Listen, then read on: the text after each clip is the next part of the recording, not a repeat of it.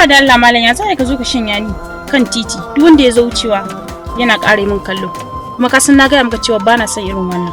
Kai ke kuma da ke wallahi rashin haƙuri. Rashin haƙuri ko? To shikenan rashin haƙuri ko?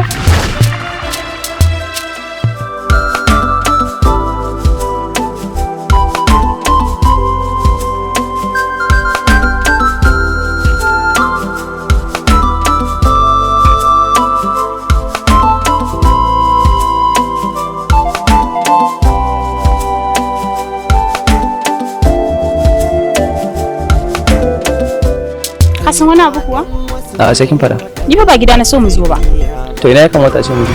Akwai inda ya wuce mu je hotel mu huta saboda yanayin yanda baka ga yadda rana ta yi min ba? Kin san wani abu? Bai fi yanzu ne mi sallama da ke ma. Domin kin ga yanzu aure zan yi. Dan Allah bana buƙatar kowa ta ƙara haɗa biki. Ban gane abin da kake nufi ba Habibu. Kana nufin wata zaka aura ba ni ba? Amma dai na san kin san cewa ba zai taɓa yiwa na aure ki ba ko? Domin iyayena ma ba za su yadda ba. Ban gane iyayenka ba za su bari ka aure ni ba. To ni me ya aibuna da ba za su bari ka aure ni ba?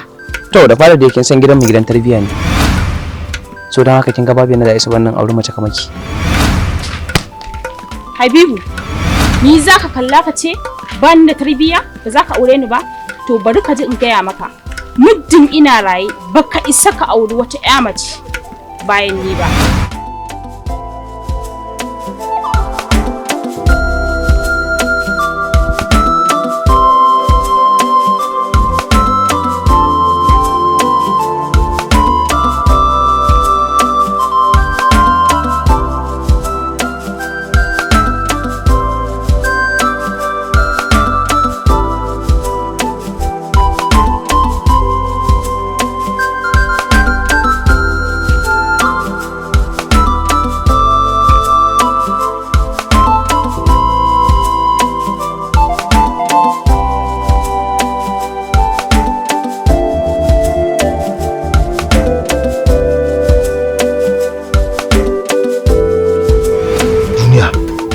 akwai abin da yake damuna, na rasa inda zan sa kaina.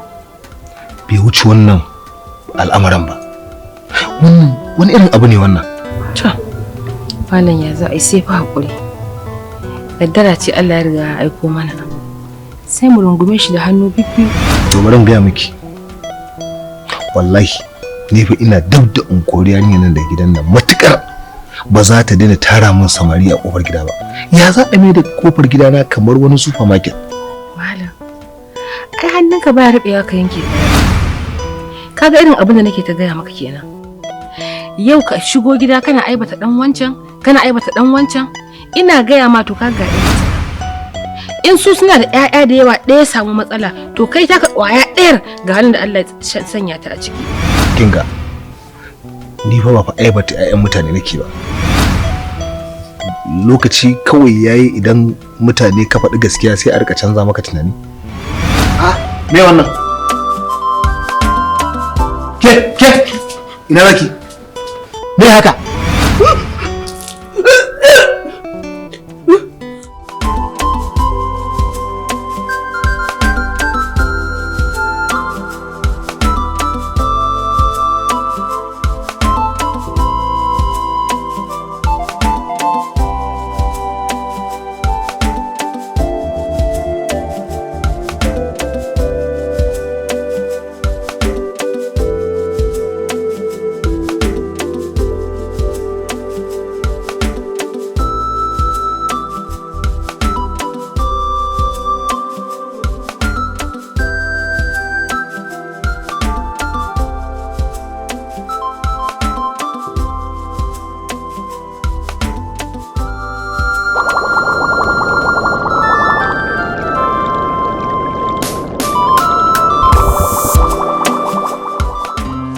Me faru kuma?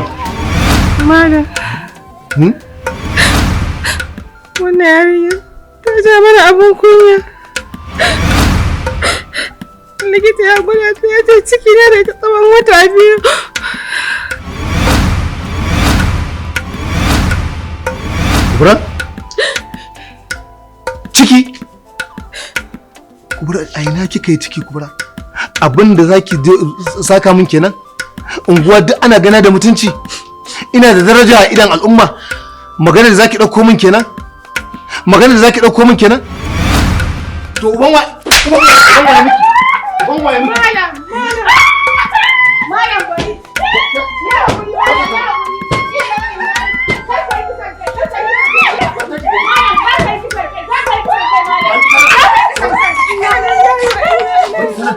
billahi la ilaha illa huwa. Ina zaune ba za ki ja mu fitina da tashin hankali ba. Ni ban dauko kaina magana ba, ban taba yar kowa ba, ba shagi ne taba yata. Billahi la ilaha illa huwa. dan Allah kai hakuri. Wallahi daga yau sai yau bana buƙatar ƙara ganin ki a gidan nan. Ki ga mata bar gidan nan. Ta bar min gidana. Malam ta je ina? Au. Ni za ta tambaya? A za ta fita ba? Ni za a hauka? Malam ina za ta je? In kika sake yi min wannan magana, wallahi zan rarrada miki aka. Wallahi tallahi.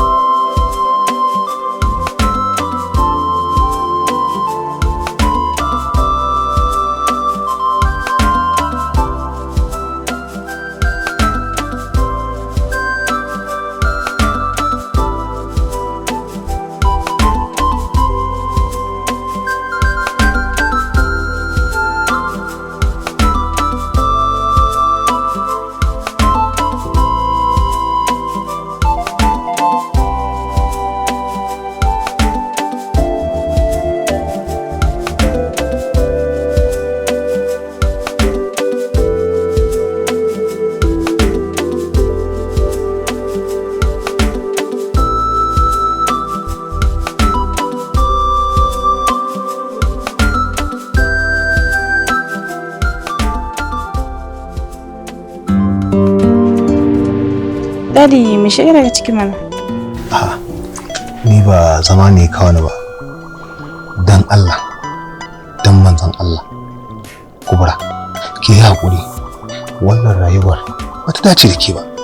Ina da mutunci a unguwa kamar yadda kika sani. Sai surutu na rasa inda zan sa kaina. Dan Allah ki yi haƙuri ki koma gida. Ki bar wannan rayuwar haka. Abba, ban shirya koma gida yanzu. To saboda me? Dadi, sai na samu ciki, na san talo, budurwa ko ɗan saurayi, ko dai ka samu amarya ko kuma ka samu aboki.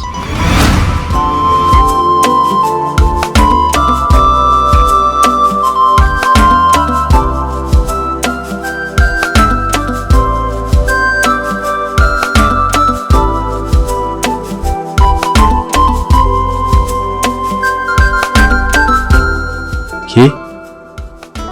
Wannan tsohon fa.